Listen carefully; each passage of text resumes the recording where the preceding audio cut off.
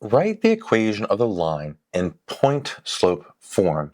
And we're given these two parts. Our slope is equal to 3, and our point is 2, 5.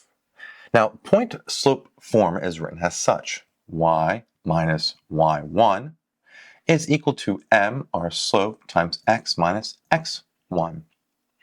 M, our slope, right there, is given to us. x1, y1 are our point, the x value and y value of the point here. So x1, y1, like that. So now all it is a plug and play, and that's probably why people like the point slope form. It's pretty easy here. We have 3 goes in for m. We have x minus x1 lines up as 2 from a point, any point that's on the line.